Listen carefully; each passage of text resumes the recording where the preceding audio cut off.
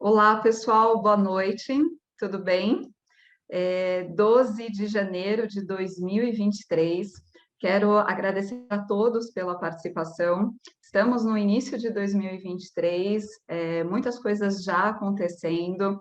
Viemos de um 2022 intenso, com muitas informações, muitos temas que vinham sendo discutidos, e agora no 2023, após o início da posse do atual governo, a pergunta que nós fazemos e nós gostaríamos muito de tratar aqui, conversar com vocês, é sobre o que esperar para 2023. Quais são os assuntos que nós estamos acompanhando? Quais são os assuntos mais relevantes para a tomada de decisão do investidor e do empresário também? Quero apresentar junto conosco hoje nessa live Fernando Catsones, CEO da Lifetime Investimentos, Daniel Cunha, estrategista macro do BTG Pactual, e eu, CEO da Lifetime Asset. Nós organizamos essa conversa hoje dentro de um modelo de perguntas. Nós separamos aqui as principais perguntas que a gente já tem recebido dos nossos clientes, temas que a gente entende que façam muito sentido a gente conversar com vocês. E após esses temas discutidos, a gente vai abrir e vai responder as perguntas que vocês forem realizando também no chat. Bom, é importante também trazer para vocês que tudo que nós tratarmos aqui, opiniões, nossas estimativas, projeções, tudo que será mencionado são baseados em avaliações técnicas dos nossos especialistas, seja Lifetime ou BTG, e não representam de forma alguma uma opção partidária política. Nós somos apartidários, nosso objetivo aqui é levar o melhor conteúdo para que os investidores realizem a melhor tomada de decisão para a sua gestão de patrimônio. Bom, abrindo aqui as perguntas para o Daniel. Daniel, antes da gente falar de Brasil, sabemos que o nosso tema é a posse do atual governo, mas não tem como a gente deixar de fora o cenário internacional.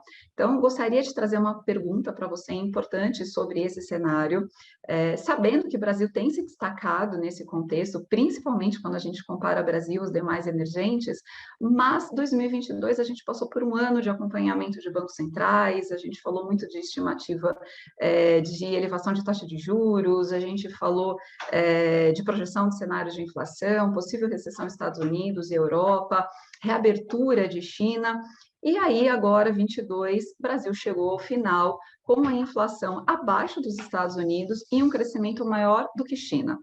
E Daniel, dado tudo isso, né, como é que a gente abre 2023? Quais são os temas internacionais relevantes para o investidor? E apesar de ser 12 de janeiro, a gente já teve dados importantes, né, que foram divulgados lá fora. Poderia trazer para a gente uma atualização rápida sobre esse tema e compartilhar conosco também como é que o Brasil vem se destacando e tem sido atrativo para o investidor estrangeiro? Boa noite, Liliana. Muito obrigado. Prazer revê-los, mesmo que seja aqui virtualmente. E dado que é a primeira vez que a gente está se encontrando, gostaria de desejar a Liliana, o Fernando, todo mundo da Lifetime, um excelente 2023, a todos que já são parceiros ou que estão aqui, considerando a hipótese de se tornar parceiros da Lifetime e do BTG Pactual, que todos tenham um excelente ano. Liliana, eu acho muito oportuno a gente abrir aqui o bate-papo, começando com o internacional, né? Começando com o setor externo, porque se a gente for nos dados mesmo, e tem vários estudos que já comprovam isso, né? O principal vetor que explica as variações, as oscilações, né, de preços, tanto de ações, tá, quanto de moedas, 65% é explicado pelo fator global. Tá, e 35% pelos fatores locais, né? Juros já é diferente, juros realmente já tem uma dominância maior de vetores locais, mas assim, a grande parte das oscilações que a gente percebe no tempo, tanto de bolsa, para quem tem mais aqui, né, inclinação ou maior experiência aqui com equities, com ações, bolsa de valores, ou moedas, e aí realmente projeções, a gente sempre acaba citando aqui o nosso dólar real, 65% é explicado pelo que acontece lá fora, então acho que é sempre um belo pontapé inicial sobre o que acontece lá fora. Você citou vários aqui, acho que eu contei quase que 6 fatores que foram destaques ou foram temas em 2022. Eu tenho 2 observações sobre eles, né? Um ocorre que para nós é fácil, né? Porque trata-se de um ano que já passou. Então, a gente olha para trás e consegue realmente identificar vários temas, e foi um ano muito complicado.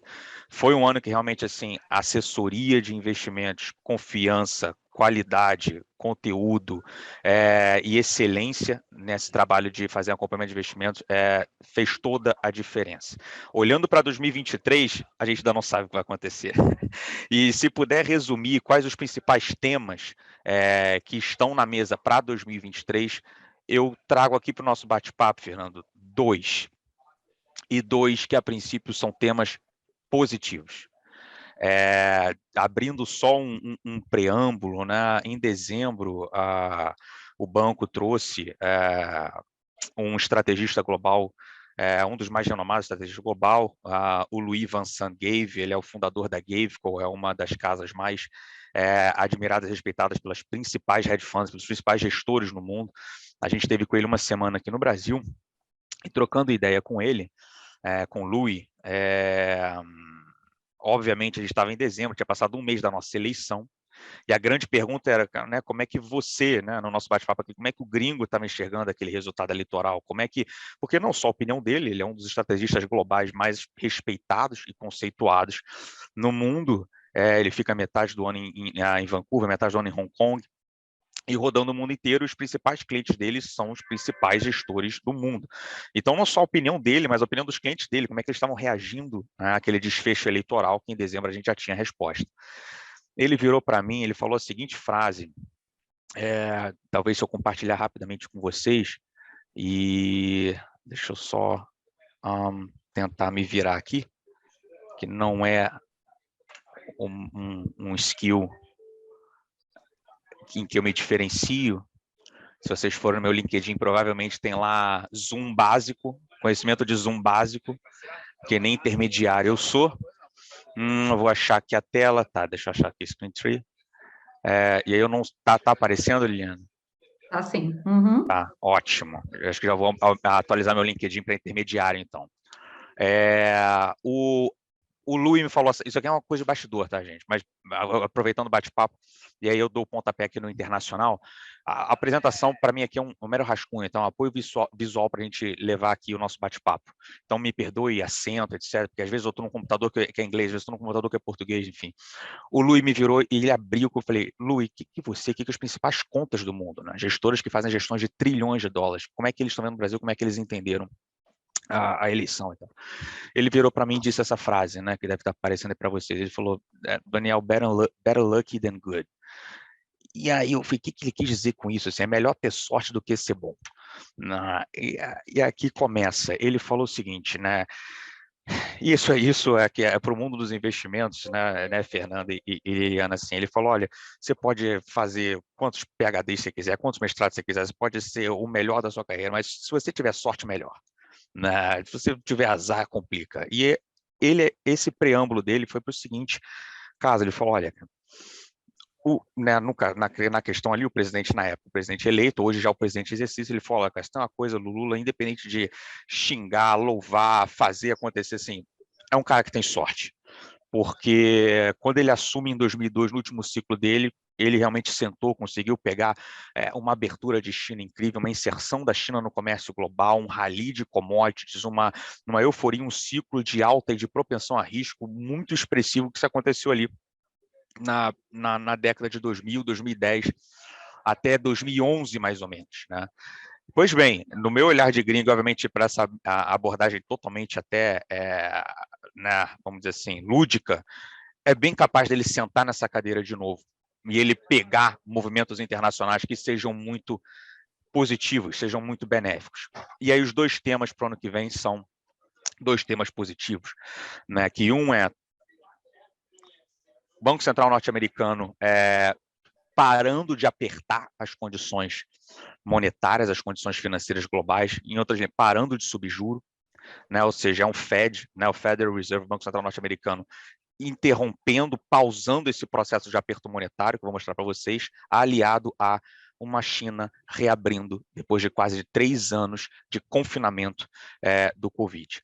Passando rápido, deixa eu ver se eu consigo... Vamos lá.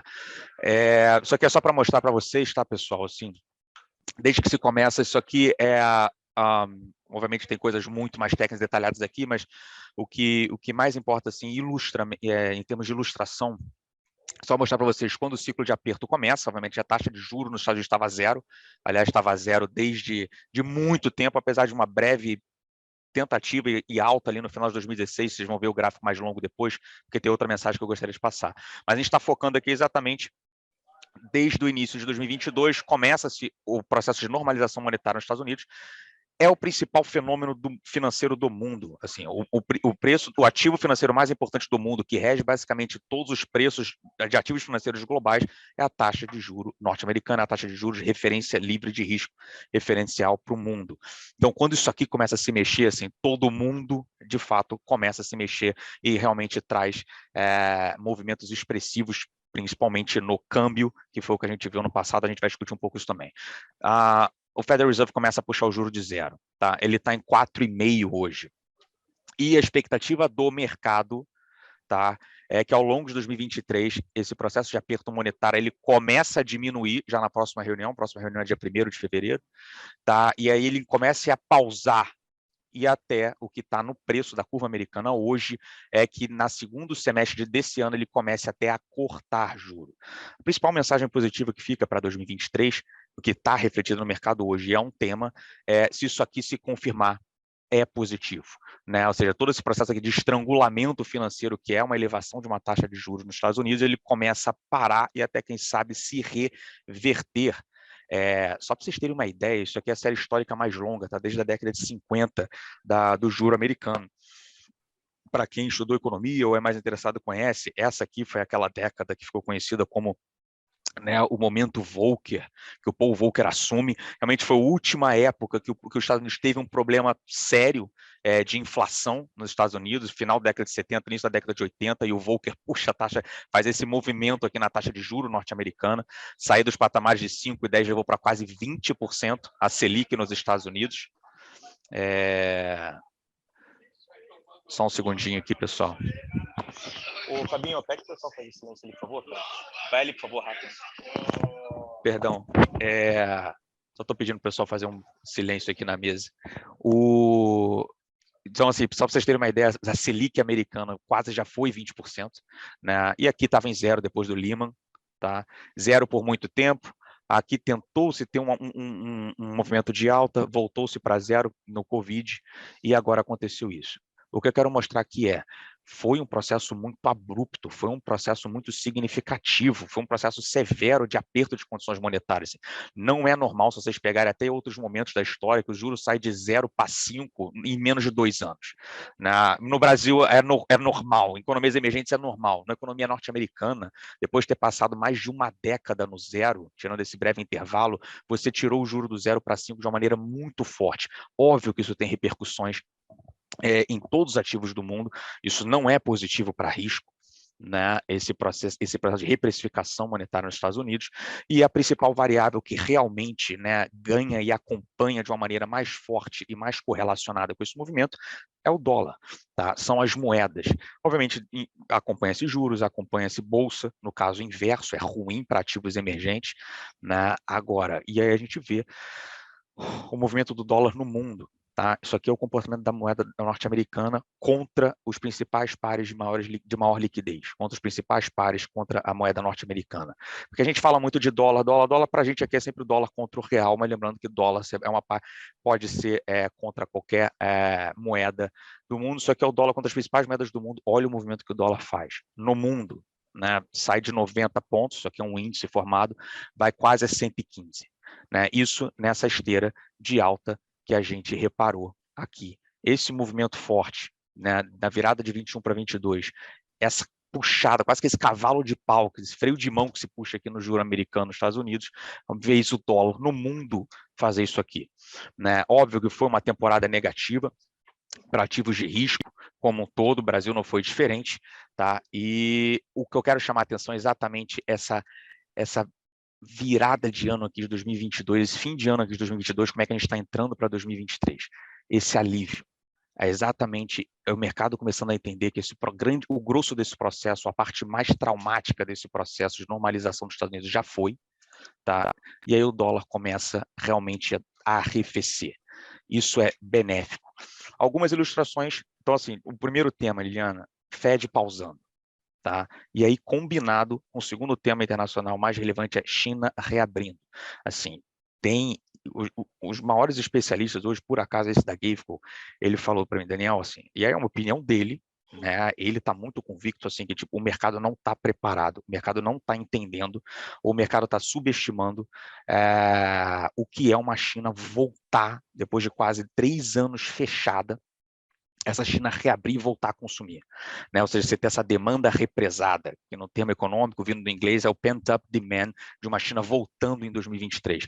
Só para vocês terem ideia, realmente o crescimento da China desde que a Covid bate aqui em 2020 foi muito problemático, muito errático, flertando aqui várias vezes com contração econômica. Assim, isso não é normal uma China contrair, ou seja, uma China cair. Eu vou evitar usar a palavra recessão, porque recessão, a literatura chama de 2 trimestres consecutivos de queda, óbvio que em 2020 teve, mas como aqui está sendo gráfico de ano contra ano, não seria, eu não estaria ilustrando aqui a recessão, né? Mas em 2022 voltando, isso aqui em termos de PIB, tá? Perdão, atividade, varejo, indústria e investimento. Tá? Aqui, para vocês terem uma ideia, que a China passa, a gente está falando de um país continental com mais de 1 bilhão de pessoas, de mobilidade diária. Tá? Em 2020, quando a Covid bate no mundo inteiro pela primeira vez, ou seja, o país praticamente para, depois tenta voltar à normalidade, mas na verdade tentou seguir em 2021 e 2022 de novo volta, né, com essa dinâmica de Covid zero, e como a gente está hoje aqui, muito abaixo, né, de um grau de normalidade. Então, já é dado, está decidido, o governo afrouxou, né? Uma autocracia ali, basicamente, o governo já decretou que a Covid acabou, Covid, entre aspas, não existe mais, e a China tende a voltar para a normalidade. E aí tem muita gente realmente muito otimista, né? O que é uma China voltando para o mercado, voltando a consumir. Tá? Então, o principal variável hoje para se monitorar, então assim, desses dois temas, Liliana, desse tema, Fed pausando e China reabrindo. Fed pausando, o que a gente tem que monitorar realmente é o comportamento da inflação americana, o comportamento principalmente do mercado de trabalho norte-americano, depois a gente pode entrar em mais detalhes, esses são os principais riscos, né, de talvez o mercado estar muito otimista ou estar muito animado com essa pausa por lá, talvez o Fed não possa pausar, talvez tenha que levar o juro muito acima de 5%, e aí azeda, vamos dizer assim, esse tema aqui. Tá? E na China o que a gente tem que monitorar realmente é a capacidade de vacinação deles, né, que foi muito atrasada. Se vocês pegarem aqui os principais países no mundo, vacinação acima de 80 anos, na Hong Kong, que foi um caso que tentou reabrir, teve que voltar atrás, porque realmente começou a ter muito óbito novamente, né, e a China está aqui ainda muito abaixo. Tá, nas populações mais idosas, que realmente são as mais vulneráveis para essa mazela. Tá? Então, é o nível de vacinação que a gente tem que monitorar lá na China. Por quê? Porque existe um risco, né, deles estarem reabrindo a economia e a economia ser forçada a fechar de novo. E aí azedaria, vamos dizer assim, esses dois vetores que são positivos para 2023. O que a gente está simulando de crescimento para a China, só para finalizar, né, dependendo das premissas que a gente assuma para essa reabertura chinesa, a gente depois, se for fruto de pergunta, a gente entra em detalhe, a gente está mirando realmente um crescimento mais na casa de 5%, né? Foi 2% no ano passado, e a gente caminha para 3% esse ano, e aí realmente, entre aspas, quase que dobra a taxa de crescimento. Lembrando, quando você fala de dobrar a taxa de crescimento para a segunda maior economia do mundo, isso é muito expressivo, né? E aqui está a foto de como o mercado está começando o ano. Obviamente, não preciso entrar em todos os detalhes, isso é uma planilha minha que eu estou abrindo aqui para vocês, mas só, obviamente, intuitivamente, o verde é predominante, né? E isso aqui, Liliana, só para assim, para todo mundo que às vezes, né, não olha o mercado no dia a dia, assim, o mercado está começando assim. O que é isso? É o comportamento dos principais ativos financeiros, organizado aqui simplesmente por algumas classes, que eu vou explicar rapidamente, de um mês para cá. Né? Eu não peguei só esse ano, porque esse ano não teve nem 10 sessões praticamente, estou pegando desde meados de dezembro até agora, mas se vocês forem pegar, ou seja, esses dois temas, foi como eu falei, eles são positivos. Né? Se o principal banco central do mundo começar a parar de apertar as condições financeiras e a segunda maior economia do mundo voltar, e talvez com um apetite literalmente chinês a consumir, a construir, a investir, realmente são temas positivos, né? São temas pró-riscos, principalmente para o Brasil, né? Dado a nossa exposição, o nosso relacionamento com a economia chinesa. Então, assim, é assim que o mundo está operando nesses últimos meses. Tá? Se vocês quiserem pegar aqui, isso aqui são bolsas, tá? Nesse último mês. Isso aqui são os ETFs, ou seja, para você padronizar, vamos dizer assim, pegar todas as bolsas em dólar, né? É assim que o mundo está se comportando. Obviamente, China aqui subindo 11% no último mês, emergentes como um todo subindo 8%, Brasil ficando um pouco atrás, a gente está subindo 7%, mas ficando um pouco atrás aqui de emergentes. Obviamente, temos aqui nossas incertezas políticas, que está pesando um pouco, né, nesse rally que está acontecendo lá fora. O real, isso aqui eu acabei de pegar o fechamento de agora, antes de conversar, o real hoje é a melhor moeda do mundo. Óbvio que isso muda de cada dia, mas assim, por causa da nossa, do fator benéfico da gente estar exposto à China, moeda, commodities, obviamente, as metálicas são as que mais vão sentir, né? E juros realmente aliviando no mundo. É um começo de ano positivo, Liliana. E esses dois temas para encerrar aqui, realmente fica... que são os nossos que a gente vai monitorar ao longo de 2023. Os dois temas para 2023 a serem monitorados que a gente antecipa hoje, né? Lembrando, há um ano atrás a gente estaria falando aqui e um mês depois estaria estando numa guerra. Então, assim, o que a gente antecipa hoje, os dois principais temas a serem monitorados é o Banco Central norte-americano parando de subir juros, quem sabe até caindo no final do ano, e uma China reabrindo. São dois temas positivos, principalmente para o Brasil. Maravilha. Daniel, eu vou compartilhar a tela aqui também para a próxima pergunta, pedir só para você estopar a sua. Queria trazer alguns pontos do que você trouxe, né? São mensagens super importantes e trazendo aqui um pouco da nossa leitura para o investidor. Quando a gente olha para o cenário internacional, querendo ou não, é importante a gente entender onde está o fluxo de dinheiro, onde esse investidor estrangeiro ele está buscando alocar os seus recursos. Como o Daniel mencionou, Fed é o Banco Central americano, ele sim está agora possivelmente com uma tendência de reduzir esse aumento da taxa de juros e talvez até mesmo reduzir. Alguns dados importantes saíram nesses últimos dias para que isso acontecesse. Houve dados de desempregos anunciados na semana passada, apesar de vir alto acima da expectativa, foi a primeira vez em um ano que ele veio abaixo. Isso foi bom, o mercado reagiu positivamente. Outro dado importante também foi a inflação anunciada hoje pelos Estados Unidos, que também veio com uma queda de 0,1 e o mercado também reagiu positivamente. Ou seja, está havendo um contexto, está havendo um cenário para que o Fed sim se apoie num afrouxo, né, numa taxa de juros um pouco mais baixa. E isso é bom para o fluxo de dinheiro, ou seja, vai sim haver mais dinheiro vindo para países emergentes ou para outras economias. E China também reabrindo é muito positivo para o Brasil. Brasil, sim, tem um acordo comercial importante com China, Brasil tem uma exposição importante em commodities, então o mercado também vê isso de uma outra forma bastante positiva. E complementando, Daniel, Brasil hoje dentro dessa cesta de emergentes, né? Quando eu sempre comento com os nossos clientes, se a gente estiver sentado lá em Nova York, ou se estiver lá na Europa, conversando com um investidor que tem um portfólio global, vai ter uma reserva desse portfólio para países emergentes. É uma classe de ativos, é uma cesta de investimentos. E dentro dessa cesta de investimentos, o Brasil ele se destaca. Quem são os pares? A gente está falando de Rússia, a gente está falando de México, a gente está falando de África do Sul, a gente está falando de Turquia. E quando a gente olha de forma comparativa, de forma relativa, o Brasil sim vem se destacando. Não é à toa que em 2022 o Brasil teve uma entrada de recursos perto de 100 bi na Bolsa de Valores.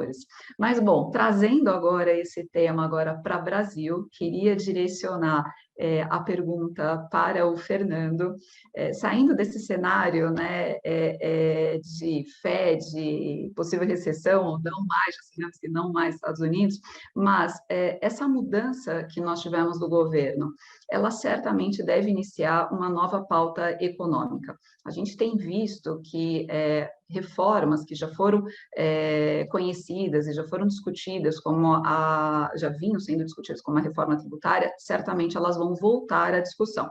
Então, enquanto a gente tiver esse cenário fiscal e essa agenda econômica para 2023 ainda aberto, é natural a gente aguardar maior volatilidade de mercado, principalmente curva de juros e bolsa, né? Nos últimos anos, a gente teve, Fernando, reformas importantes acontecendo no país. Além disso, a gente também entende que as eleições, como elas foram definidas, ela trouxe um certo equilíbrio entre o executivo, né, mais de esquerda, e legislativo de centro-direita.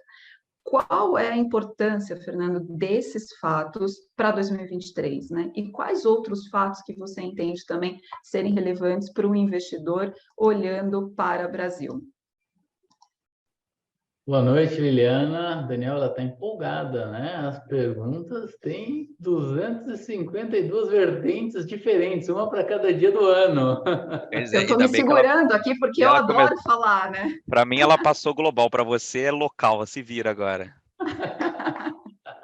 Eu vou tentar trazer uma leitura, que é uma leitura de um pouco que a gente tem conversado com os clientes, investidores, empresários, e dar um aspecto um pouco mais de visão de longo prazo, né? Porque, querendo ou não, hoje a gente está muito preso às notícias do dia a dia, né? Querendo ou não, tem bastante notícia da mídia, muita coisa que gera bastante ânimos alterados, e eu acho que vale a pena a gente tentar se distanciar um pouco dessas informações, da forma como elas estão vindo, para a gente conseguir fazer uma análise mais tranquila, mais isenta e ser um pouco mais pragmático com relação a isso.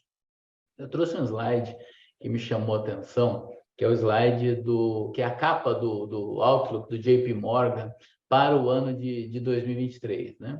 E eles colocam na capa, né, um ano ruim para a economia, mas um ano melhor para os mercados, né? E é importante a gente conseguir traduzir isso para o nosso investidor, porque a gente está falando aqui de recessão, de desaceleração, e realmente isso deve acontecer, e esses devem ser os números que vão pautar o ano de 2023. Mas nem por isso a gente está querendo dizer que isso vai ser um ano ruim para os investimentos, né? Por que uma coisa se coloca a contraponto da outra? Porque o mercado financeiro, ele se antecipa a todas essas informações, e todas as pessoas que estão aqui formando o mercado financeiro, eu, o Daniel, os gestores de fundos que estão lá fora, de hedge funds, os gestores de fundo aqui que cuidam das previdências das pessoas, o dinheiro das tesourarias de banco, tudo isso forma o mercado. E esses profissionais, eles sabem fazer conta. Então, o mercado ele tem um movimento que ele se baseia muito mais na expectativa do que no fato em si consolidado. Então, como o Daniel bem trouxe, né, já existe uma expectativa de diminuição do ritmo de alta do Fed, da taxa de juros do Fed, o que significa que todo esse impacto negativo que a gente já teve em bolsa, em renda fixa, em praticamente todos os mercados, por esse freio que foi acelerado através do aumento da taxa de juros, deve trazer um cenário mais positivo para os mercados, né? Vamos lembrar, o ano que passou, né, o ano de 2022, a gente teve bolsa americana caindo entre 18%, 20%, 30% no Nasdaq, né? S&P caiu perto de 18%, Nasdaq caiu perto de 30%, Europa caiu, China caiu, a gente viu, está vendo uma recuperação de bolsa de China já acontecendo há alguns meses, né? O Daniel trouxe o número aí, 11% no último mês, só que se eu pegar o consolidado dos últimos 12 meses, a gente ainda está com 12% de queda para a China. Então, todos os mercados no mundo sofreram muito com essa alta da taxa de juros. Então, a gente primeiro precisa conseguir fazer um filtro que é diferenciar aquilo que a gente está vendo de dado que está saindo e o que está acontecendo, vis-à-vis aquilo que deve acontecer daqui para frente. Esse sempre o nosso papel. E para falar de Brasil, eu gosto de trazer um pouco de história, né? E a história contada em gráfico também, né? Porque aqui eu tenho um pouco do que foi a construção institucional do Brasil, tá? Desde 2008. Então, esse gráfico que está no fundo, esse gráfico azul, é um gráfico do CDS, né? O CDS é uma medida de risco país. É a forma como a gente consegue olhar o risco país em relação ao mundo, tá? Então, em azul aí, eu tenho algumas crises, né? A crise financeira global de 2008, que puxou o risco Brasil para cima, como de vários países do mundo. Depois eu tenho aí concentrado a crise da zona do euro e, na sequência, a crise político-econômica brasileira, 2014, 2015, aquela época da Dilma, que culminou no seu pico ali no impeachment da Dilma. A partir dali, eu tenho separado os pontos em vermelho, que são os pontos que foram as construções institucionais que o Brasil fez, tá? A gente teve, depois disso, a lei das estatais, teve também a implementação do teto dos gastos, teve uma reforma trabalhista, teve uma reforma previdenciária. No meio disso apareceu uma Covid, e depois a gente ainda teve a lei de autonomia do Banco Central, tá? Todos esses pontos que estão marcados em vermelho trouxeram para o Brasil um posicionamento bastante mais robusto em termos institucionais, né? Vamos lembrar, a lei das estatais, que aí já está arriscada, né? Porque esse ano já conseguimos regredir, né? Uma medida que para o mercado financeiro foi bastante negativa, para o país eu imagino que tenha sido bastante negativa, uma lei que garantia quem podia e garantia regras ou não para se ter um dirigente de estatal. São reformas e são mudanças que vão fazer com que o Brasil, nos próximos anos, tenha um piso mais fértil para poder crescer. Então, é muito comum a gente fazer o paralelo hoje, né? Lula do primeiro governo, Lula do segundo governo e o Lula 3, né? Como a gente tem chamado aqui, que é esse governo atual. E para isso a gente precisa, de fato, lembrar o quê? Lembrar que hoje o institucional do Brasil, a força institucional do Brasil é bastante diferente do que era lá em 2002, quando ele assumiu pela primeira vez. Dito isso, a gente vai ver uma lição de casa que já começou a ser muito bem feita no governo anterior, onde a gente já vê o resultado aparecendo. Então, o Brasil ele foi bastante efetivo em seu Banco Central.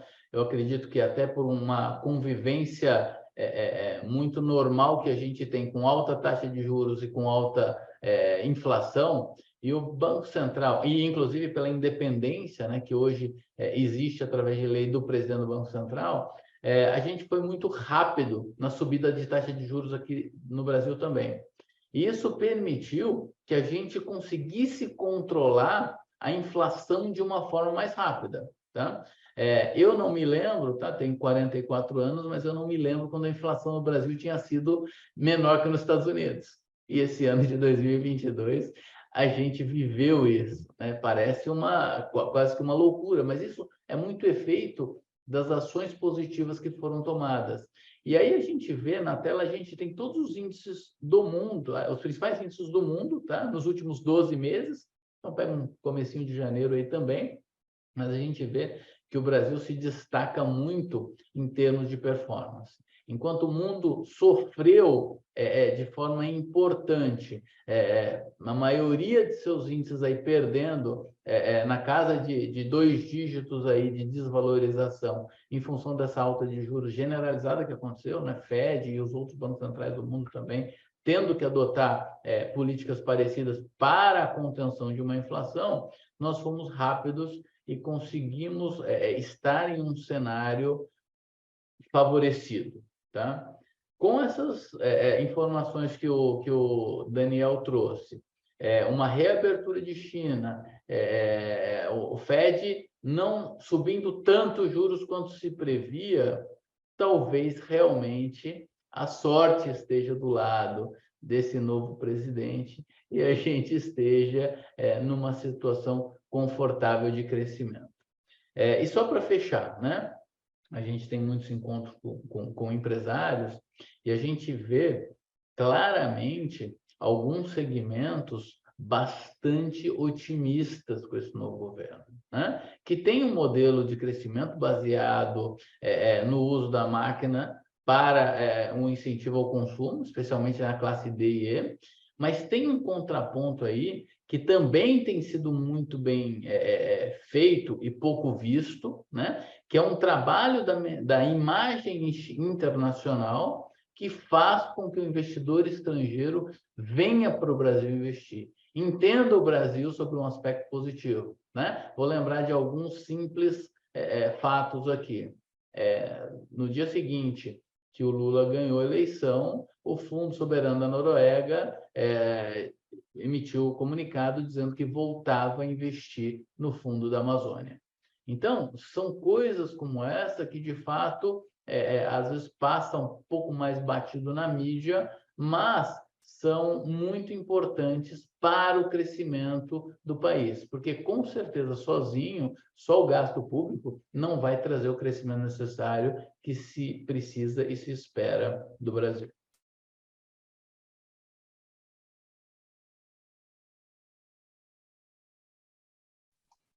Maravilha, Fernando. Ótima leitura em relação ao Brasil.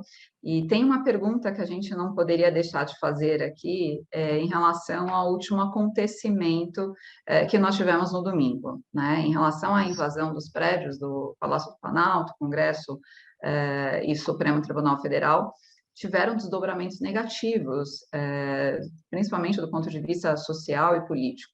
No entanto, se a gente avaliar o mercado financeiro de segunda-feira até hoje, né, tiveram pregões positivos.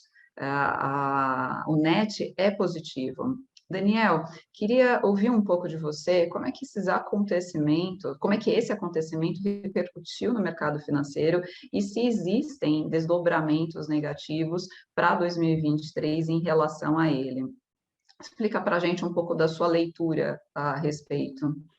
Tá, acho que a pergunta é pertinente, né, pessoal, da gente aproveitar esse fórum, esse encontro e tocar nesse assunto e também, vamos lá, e trazer política aqui para a mesa, acho que não tem problema nenhum, né, eu fiz parte do governo anterior, tive uma breve passagem pelo Ministério da Economia, foi muito interessante poder trabalhar para o Estado brasileiro e conhecer, vamos dizer assim, como é que é o universo e o mundo do lado de lá. Acho que como investidor, voltando para o meu habitat natural, me ajudou a ser mais agnóstico, menos dogmático, essa coisa de direita, esquerda, azul, vermelho. E eu acho que esse que é o papel do investidor, como o Fernando falou, assim, faz conta, é pragmático. Então, assim, acho que os acontecimentos de domingo realmente tem as suas repercussões, ainda estão sendo digeridos muito no nível ainda social, talvez no nível político, mas no nível assim, de economia, finanças, né?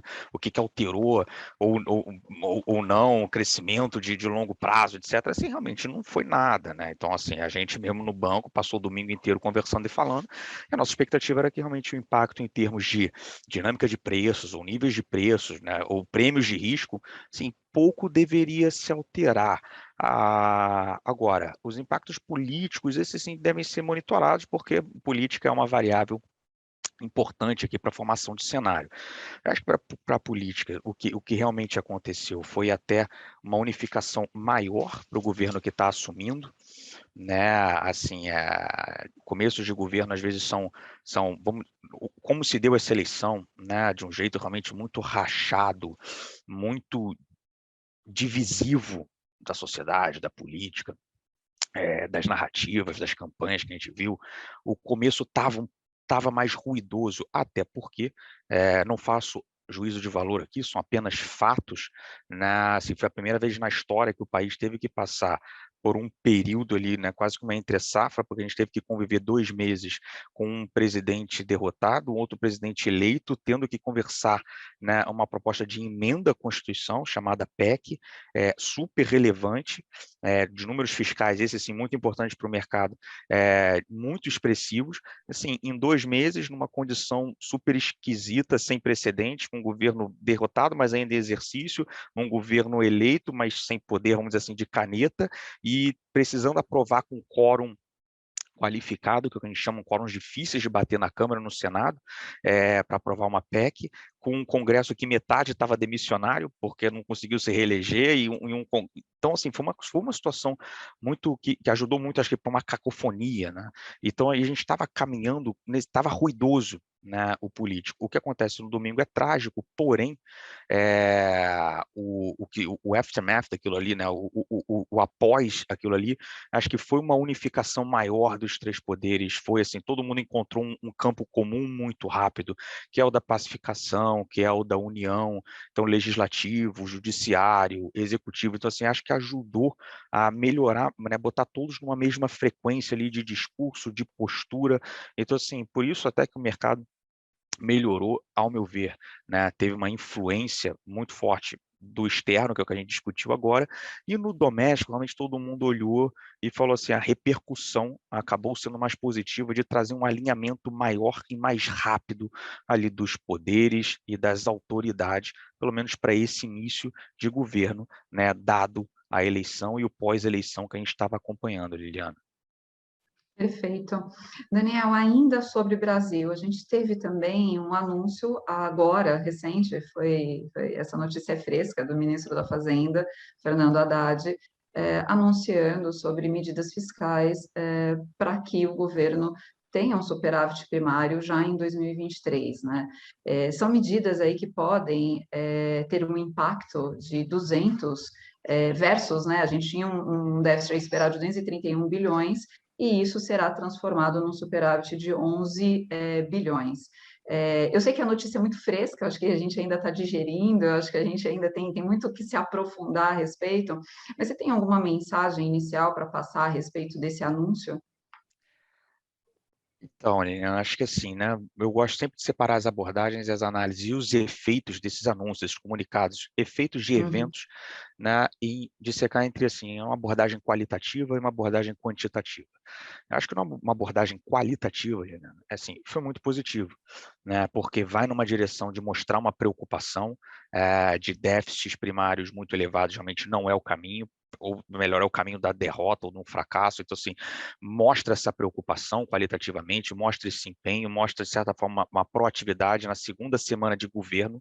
O governo começou semana passada, é que a gente já está vivendo tão intensamente essa história de fiscal e governo, porque a gente estava numa zona que eu não sei nem chamar, né, que foi o mês de novembro e dezembro, que realmente não teve precedentes aquilo, mas o governo começou tem 12 dias, né, tá na sua segunda semana útil, e dado o que aconteceu domingo, que é natural você, né, o choque, um espanto, um evento, né, até dar uma pausa em tudo. E teve esse qualitativo de falar, não vamos pausar, a gente vai continuar e vamos agir, porque, vamos dizer assim, o país tem pressa. Então, pegando esses dois pontos, qualitativamente, o evento de hoje ele é positivo, ou seja, mostra uma pressa, mostra uma preocupação, mostra realmente ter um diagnóstico de que, olha, as contas públicas ou realmente os gastos do patamar da magnitude que estão na PELOA, estão no orçamento, na lei orçamentária anual de 2023, estão 230 bi de déficit, não podem, discorda, e a orientação e o sentido é de melhorar, é de diminuir esse déficit, porque senão a gente não consegue endereçar a dinâmica do nosso endividamento. No final, sempre é esse o bottom line. Agora, quantitativamente, realmente tem que entrar, tem que ter mais detalhes. Nas contas do banco, Liliana, assim, a gente já tinha, por exemplo, só para vocês terem uma ideia, compartilhar rapidamente a tela com vocês para aproveitar a oportunidade. Deixa eu botar aqui em modo apresentação. Veio o Bloomberg, Daniel. Veio o Bloomberg. Tá. Agora foi. Foi a planilha, isso. Tá bom. Deixa eu pegar aqui o fiscal de Brasil. É isso. Tá, assim, porque a dinâmica de dívida, pessoal, que a gente está vendo para frente é essa daqui, tá? Assim, então, você teve a Covid, né, aqui em 2020, na recuperação aqui de 21 e 22, a gente diminui, e a partir de 2023, realmente, a dívida ela volta a elevar, e não só isso, mas também com alguns caráteres assim, de desancoragem, ou seja, se nada for feito, né, ela não estabiliza num horizonte, vamos dizer assim, incrível, que a gente fala aqui é de 10 anos. É a foto de hoje. Hoje o que está é isso aqui. Assim, se você pegar hoje, Liana, e falar o que o evento de hoje mudou dessa foto, não muito. Ela vai realmente tirar um pouco esse ímpeto aqui da volta, por quê? Porque as receitas realmente estavam subestimadas, parte ali foram receitas subestimadas, só para vocês terem uma ideia, na Peloa está um déficit de 230, o banco trabalha com déficit de 150. Esse número de superávit de 11 bi, acho que assim, fica mais no poder da mensagem, de mostrar um sentido, uma orientação e uma magnitude. Mas você vê que até o próprio ministro da Fazenda, depois já na entrevista ali, ele falou que, não, mas eu vou mirar e entregar algo num déficit entre meio e 1, né? Ou seja, por volta de 90 e 100 bi. O banco tem 150, então é uma sinalização positiva, dá para fazer? Dá para fazer. Agora, Eliana, assim, mostrou preocupações em recuperar a receita, mostrou algumas medidas e algumas técnicas para você tentar acelerar a arrecadação de litígios enfim, créditos não reconhecidos ainda de ICMS, mostrou que, assim, da parte da Fazenda, ele vai trazer reoneração para a mesa, né? Por exemplo, a reoneração de PIS, COFINS e CID de gasolina, de alguns combustíveis, que realmente são receitas que o governo abriu mão ano passado, e precisa, porque senão a conta fica difícil de fechar, mas falou que a gente vai conversar ainda com o presidente Lula, vai esperar ainda o novo presidente da Petrobras tomar posse, mas ele como ministro da Fazenda, ele já colocou que isso é uma pauta dele, que ele vai brigar por isso, de novo, qualitativamente é importante, né? E até tem rolado conversas, hoje perguntaram ele sobre isso, ele ratificou, né, que tem saído na mídia que talvez até ele consiga apoio político para não reajustar o salário mínimo para R$ 1.320, fica em 1.302, de novo, é um sinal positivo. Então, assim, essa semana, realmente, assim, o fluxo de notícia doméstico também, ele foi positivo, Liana, nessa esteira, acho que, de uma maior pacificação, de uma maior empreitada que o governo tentou em resposta aos atos de domingo, a resposta é não, vamos trabalhar, né? Então, isso tem acontecido. O que hoje veio, eu entendo, assim, é um plano de intenções. Agora, para o mercado, realmente, para encerrar aqui no fiscal, para o mercado, a gente fica no aguardo dessa nova âncora, porque assim, a gente como sociedade, tá, que eu digo, a gente tem que ter no horizonte, ou tem que ter na agenda, ajustes e reformas do lado da despesa, porque senão a gente vai ficar nessa armadilha estrutural brasileira de resolver o problema acumulando mais problema. Tá dando problema aqui, gasta mais, gasta mais, gasta mais, a carga tributária realmente não para de subir e você fica sacrificando o crescimento potencial. Então, assim como as reformas, né, que observamos ali, principalmente no interim do Temer, a última mais relevante foi a Previdência, que ela foi finalizada já no governo anterior, mas a gente precisa realmente ver uma maior propensão, uma maior vontade de endereçar, principalmente 2 pontos, tá? Gasto, trajetória de gasto, revisão de programas de gastos, mas também no lado arrecadatório, não em elevar a carga tributária, mas realmente de rever, ter que tocar no vespeiro, tá, de regimes especiais de tributação. Os famosos subsídios, as famosas taxas, enfim, impostos especiais ou de situações especiais. A gente hoje tem um estoque de aproximadamente 300 bi, 400 bi, que a gente deixa de arrecadar por causa de regimes especiais de tarifas. Então, isso tem que ser conversado. Assim, a sociedade realmente tem que reconversar isso. E aí é o que se espera, em partes, que grande parte desse debate seja endereçado na reforma tributária, né, que o governo tem demonstrado que realmente é a grande agenda que ele vai encarar esse 2023. Então, se me permite terminar, os 2 principais temas internacionais, o Fed pausando e a China reabrindo, eles são claramente positivos, a gente só tem que realmente monitorar os riscos, né, deles deixarem de ser, ou enfim, esse é o nosso trabalho em 2023 no plano internacional, ou acumular, ou receber os novos temas que possam vir aí a surgir, tomara que se surgirem sejam positivos também.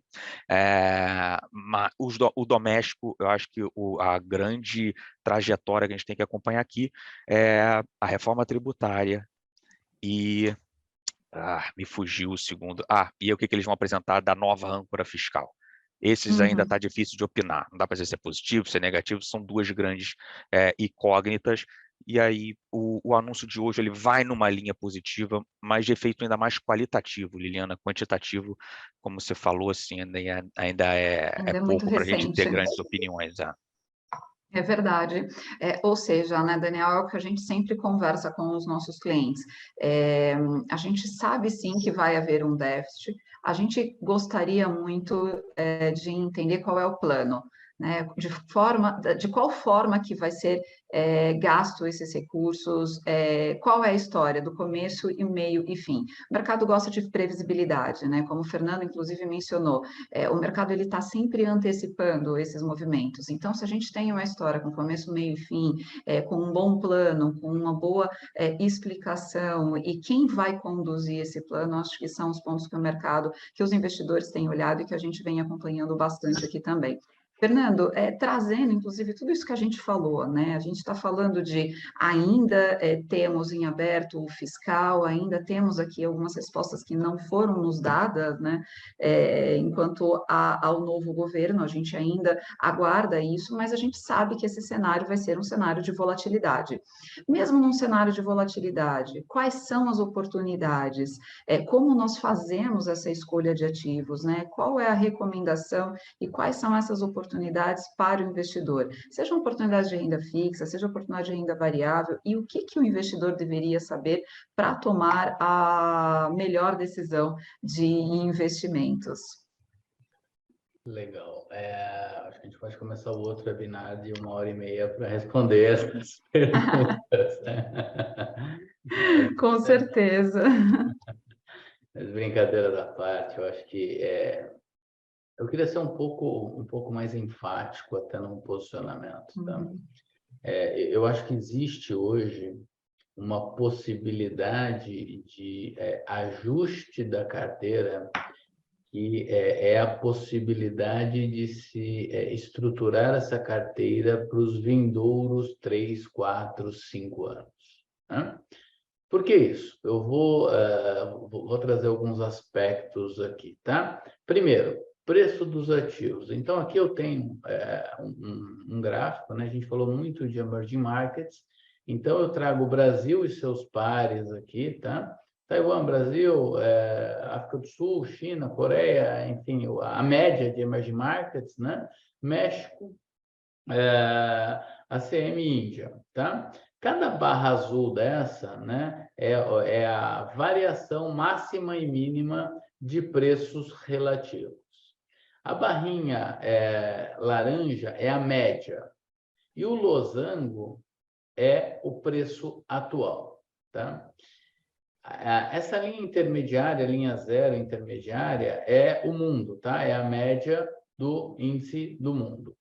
Então, o que a gente consegue olhar facilmente para esse gráfico? A gente vê o Brasil claramente sendo negociado abaixo da média do mundo sempre, né? Tanto o mínimo quanto o máximo estão aí abaixo da linha zero. Só que a gente consegue ver também que a gente está negociando, né? O pontinho, o losango verde aí, está negociando praticamente na mínima histórica de valuation. Né? O que significa isso? Tá? Que a gente está no ponto relativo mais barato de Brasil. E se eu olhar para os pares, eu só tenho Taiwan mais barato que Brasil e bem abaixo da sua própria mínima. Então, quando a gente olha o preço dos ativos brasileiros, a gente consegue começar a achar uma justificativa, por exemplo, para o fluxo estrangeiro que houve no ano de 2022. Então, tem um gráfico aqui também, onde eu trago os 93 bi de entrada em 2022. Esse número está até o dia 23 ou 24, se não me falha a memória, tem alguns diazinhos ainda do fechamento do ano, mas é um fluxo de estrangeiros entrando para ações brasileiras extremamente importante, né? E que nunca tinha sido visto. Tá? Vejam que as médias históricas são muito menores do que aconteceu. Então, o Brasil está num posicionamento dentro quando você olha emerging markets, de uma forma muito importante. E como bem explicou o Daniel no comecinho desse webinar hoje, 65% do resultado, né, vem do global, vem do internacional.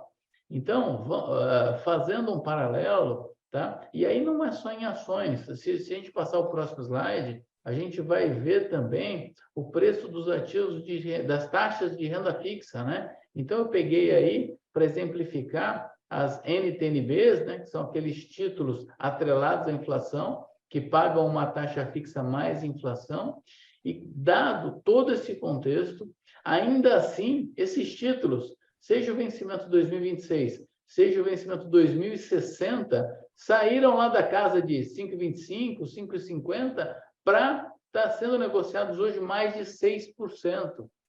Tá? Então, esse momento é um momento onde o investidor ele tem que estar preparado para conseguir sair das notícias negativas, entender que o mercado, ele muito provavelmente ele vai se movimentar na frente daquilo que serão as notícias de melhora montar uma carteira que, obviamente, vai depender do perfil de investimento, vai depender da tolerância a risco, vai depender do horizonte de investimento, né? Mas é um momento para preparar a carteira para os próximos anos. Por quê? Tanto os ativos de renda fixa quanto os ativos de renda variável estão extremamente atrativos neste momento. Tem que acontecer muita coisa errada para a gente ter, de fato, perdas importantes ou desvalorizações importantes do atual patamar de preço. É isso, e é o que a gente fala, né? Eu acabei descompartilhando aqui o gráfico, mas se vocês notarem a volatilidade, né? A gente tinha ali, assim, se a gente olhar novembro, dezembro, janeiro, a gente está falando de variações ali de quase 5, alguns ativos ali de vértices mais longos até mais do que isso. Então, é importante a gente acompanhar esse mercado, a gente buscar essas oportunidades. Quando a gente percebe que existem alguns estresses, assim, pode ser o momento de comprar um bom título público, de comprar um bom crédito privado. Renda fixa tem feito muito sentido ao longo dos últimos meses e a gente acredita que sim, um portfólio bem diversificado, esse portfólio montado pensando em longo prazo, certamente é o portfólio ganhador, né? Bom, eu queria abrir aqui para perguntas que foram realizadas no nosso chat. A primeira pergunta queria direcionar para o Daniel, nosso cliente perguntando como é que a gente enxerga, Daniel, a crise imobiliária no mercado chinês. Excelente ponto, porque se o fiscal é o nosso tendão de Aquiles, o setor imobiliário na China é o tendão de Aquiles deles. Assim, é um risco. Parabéns pela pergunta e pelo tópico. O que a gente enxerga hoje é um setor que está realmente ficando cada vez mais desafiador de se contornar, porém, né, sempre tem conseguido ser contornado. Então, assim, no nosso cenário base hoje, os dois principais riscos que a gente monitora na China, né, advém desse tema da reabertura. Então, assim, o que pode realmente dar errado? Quase que socialmente, sanitariamente ser um fracasso, né? E essa reabertura, por causa de explosão de casos e contaminação e óbitos e saturação do sistema hospitalar, né, dada a proporção ali realmente de idosos não vacinados. Então, por isso que o gráfico que eu mostrei o governo está correndo e muito, de alguma forma está conseguindo realmente sanar esse gap de atraso de vacinação, né? E o outro ponto, sem dúvida, é o sistema, é o setor imobiliário.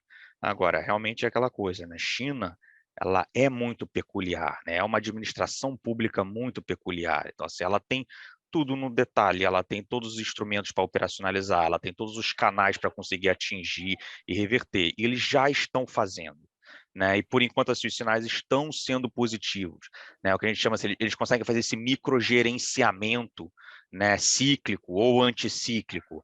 Então, no nosso cenário base, a gente realmente assim adota que o setor imobiliário vai conseguir alguma recuperação, com essa recuperação da economia chinesa. Óbvio que, para a nossa expectativa, quem vai puxar a recuperação chinesa, principalmente esse ano, né, é o setor de consumo, doméstico, principalmente o consumo de serviços. Agora, como se trata de economia chinesa, é óbvio que exportação, né, e investimento em capital, que a gente chama de investimento em capital fixo, né, vão ter suas parcelas relevantes, e dentro disso tem o setor imobiliário, né, que compondo não só o núcleo, como também, né, os impactos indiretos, é um setor que chega a contar de 10% a 20% do PIB. Então, por isso que ele é relevante. Agora, é um setor que a gente segue continuamente monitorando. Tá? A pergunta é excelente e é o nosso segundo tópico de risco que a gente monitora na China. Por enquanto, não temos grandes motivos para nos preocupar, né, adicionalmente, a não ser aquela preocupação sempre estrutural. A gente discute setor imobiliário na China com maior preocupação, assim, desde 2015. Né? Assim como o fiscal de Brasil também é uma preocupação quase que estrutural, a gente tenta resolver isso. É também uma preocupação estrutural na China, mas diferente daqui como lá, né, aqui você tem que realmente agradar muito forças políticas, diferentes partidários, preferências, você tem que aprovar uma Câmara com 513, você tem que depois ir para um Senado com 81 parlamentares. Bom, na China é um pouco mais simples, né? Quase que depende de uma pessoa, quase que entre aspas uma pessoa, enfim, é um partido, é uma direção, por isso que essas grandes crises ou os grandes problemas lá, eles conseguem ser facilmente e rapidamente resolvidos. Mas fica esse ponto de atenção. Maravilha. Nós temos aqui, eu separei mais duas perguntas, e aí demais perguntas a gente vai montar, vai organizar e vai encaminhar para todos. Teve uma pergunta, Daniel, novamente para você, sobre um tema que tem trazido muita notícia de ontem para hoje, tem movimentado bastante o mercado brasileiro, que é em relação ao anúncio das lojas americanas, né? Então, qual é o impacto que você está vendo no segmento ou os demais segmentos? Eu acho que o que aconteceu hoje, bom, realmente a empresa ela vai precisar passar por um ajuste de preço, o que ficou muito claro hoje.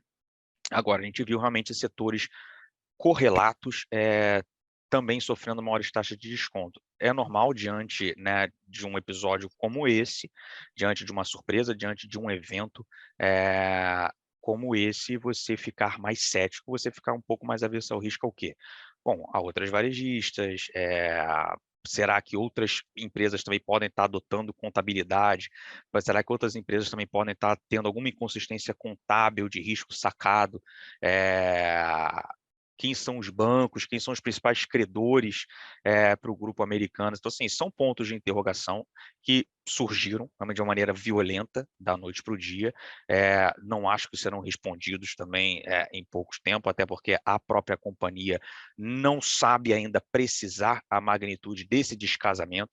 Estão se falando em 20 bilhões, pode ser mais, pode ser menos, então a gente vai acompanhar. Eu acho que, assim, para todos que têm contato com a Lifetime e com o suporte BTG, a gente tem a equipe de analistas aqui no banco que estão pelo terceiro ano premiado com o melhor time de análise setorial pelo terceiro ano consecutivo internacionalmente pelo Institutional Investor. É uma coisa que nos orgulha muito, esse quadro, esse capital intelectual, né, e humano que o grupo preza aí há mais de 40 anos com excelência nesse board.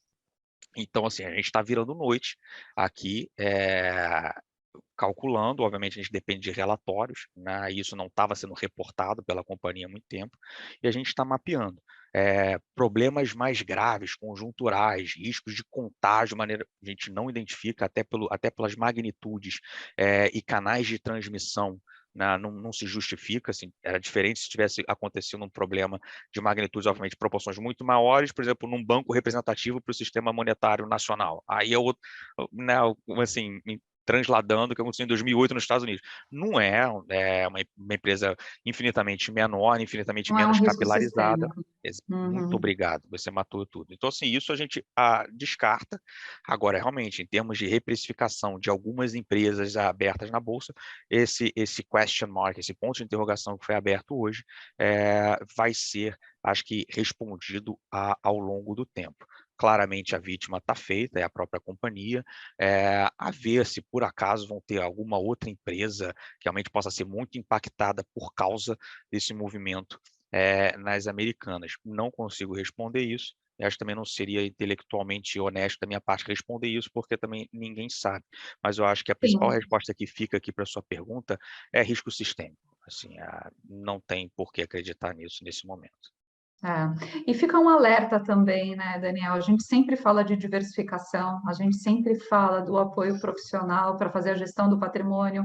Então, o investidor que trabalha de uma forma diversificada, sem concentração de risco, com esse acompanhamento profissional, com certeza teve esse impacto minimizado, né? Mas é algo, sim, que inclusive a Lifetime se coloca à disposição para conversar com todos os clientes, em particular a respeito desse tema, através de todo o apoio também do BTG. Última pergunta, Daniel. A gente falou muito de cenário internacional, Brasil, falamos de cenário mais otimista e real, né? Real se valoriza, se desvaloriza. Como é que ficam as exportações nesse cenário? Tá. Olha, a nossa expectativa para a moeda projeção, né? De só passar rapidamente. Só um segundo. Foi aí certinho, Liliana? Foi. Uhum. Então, quando eu desligar hoje, eu vou tomar liberdade de atualizar meu LinkedIn para conhecimento de Zoom intermediário já. Pessoal, as nossas projeções que estão guiando, né, todas as nossas estratégias do BTG e dos parceiros econômicos estão aqui. Essa foi a mudança que a gente fez no final do ano. Então, para uso também de vocês. E o câmbio está aqui. A gente dá um câmbio de 5,30 para o final desse ano, tá?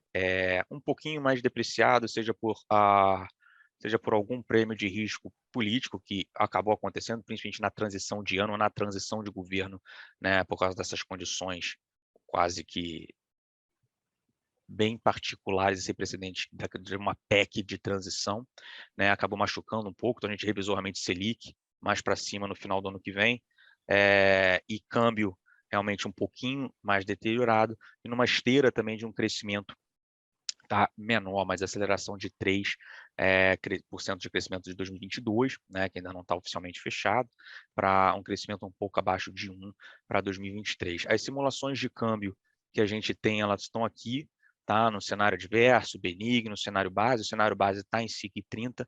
Hoje a gente realmente está um pouco mais nessa faixa aqui de patamar, ou seja, um pouco acima de 5. Óbvio que se a gente encarar, seja que esses dois temas internacionais, né, que a gente são positivos, se eles desandarem ou acontecerem, vocês serão na hora avisados, né, é esse um trabalho de assessoria, um trabalho contínuo, né, ou se internamente, realmente, politicamente, a gente tomar decisões erradas aqui, como sociedade, como Congresso, como governo, e realmente a gente intensificar, né, a descrença quanto à sustentabilidade das contas públicas, a gente trabalha com um cenário mais adverso de 6,30. Quanto às exportações, assim, é um câmbio que ainda continua realmente suportando um bom volume de exportação, um bom volume ainda de entrada de recursos, ainda mais pelo setor agropecuário, que a gente revisou bem para cima. Assim, esse crescimento de 0,7 aqui, realmente o herói aqui dentro é o setor, de novo, né, é o PIB agro para esse ano, tá, para o ano de 2023, o que deve realmente ainda acompanhar aí um bom movimento de exportações, até porque, como o Fernando mostrou, né, dentro desse valuation entra a nossa moeda, né, que é exatamente a nossa relação, é o preço da nossa relação de troca do Brasil com o mundo, ainda é uma moeda depreciada. Né, assim, ainda é uma moeda relativamente barata, né, por todas as métricas mais estruturais e econômicas que você olha. Tá? Então, assim, é um tema, é um setor que a gente acha que continua ainda andando bastante bem, Liliana. Maravilha. Existem outras perguntas e depois a gente vai respondê-las individualmente para todas as pessoas que realizaram. Eu gostaria muito de agradecer a todos pela participação, por esse momento, pelo tempo dedicado de vocês para nos ouvir. O objetivo era trazer para vocês um conteúdo que permitisse uma melhor condução da gestão do patrimônio, dos investimentos, e estamos à disposição, inclusive, para auxiliá-los, para apoiá-los, todos os pontos que foram trazidos aqui trazem aprendizados, né? Então, a gente falou de volatilidade, a gente falou de riscos, a gente falou do caso Americanas. Então, fica mais ainda a mensagem da necessidade dessa visão de longo prazo, desse acompanhamento mais amplo, desse acompanhamento integral do patrimônio, para que a gente possa, sim, tomar melhores escolhas, tomarmos aí as melhores decisões. Queria muito agradecer, Daniel Cunha, agradecer, Fernando Catsones, pela participação. Caso vocês queiram passar alguma mensagem final, fiquem à vontade. Eu gostaria muito de agradecer a Lifetime, mais uma vez, pela oportunidade desse encontro, agradecer a todo mundo que esteve presente e lembrar, né, continua. Acho que quando essa live se desligar, não é que a gente some, não é que a gente se encontra só numa próxima, acho que a gente se encontra de maneira diária, de maneira contínua, à medida que o cenário for mudando, à medida que as necessidades forem surgindo. Eu acho que esse é o que a gente se predispõe a fazer aqui no BTG, e são parceiros com esse perfil de atuação que a gente se predispõe a trazer como parceiros, e é o perfil da Lifetime. Eu fico aqui muito agradecido pela oportunidade. Eu também agradeço, Daniel, muito obrigado. É sempre bom estar na live contigo, porque é sempre animada. E, pô, desejar um bom ano a você, um bom ano a todos. A expectativa, eu sou naturalmente mais otimista, então a minha expectativa está muito boa, e conta conosco aí, estamos live sempre. É verdade, Fernando. Boas oportunidades sempre existem, né? A gente só precisa estar atento. Eu quero deixar aqui o convite para quem ainda não é nosso cliente, para que a gente sente, converse de uma forma muito estratégica. A gente, sim, dedica tempo a ouvir o projeto de vocês, objetivos. A gente gosta muito de fazer uma análise completa do portfólio e trazer para vocês uma visão. Eu falo que é uma visão de médico, né, Fernando? A gente traz ali, faz todos os exames, faz todas as checagens, para que a gente possa trazer ali um diagnóstico, uma orientação, sempre em linha com o objetivo de vocês. Eu tenho certeza que vocês vão adorar essa experiência de sentar com a gente e de olhar a gestão do patrimônio, os investimentos de vocês, os projetos de vocês, de uma forma bastante estratégica. Esse é o nosso propósito. Quero fazer o fechamento com esse convite e, novamente, agradecer a participação de todos pelo tempo dedicado aqui hoje conosco. E, claro, qualquer dúvida adicional, por favor, estamos à disposição.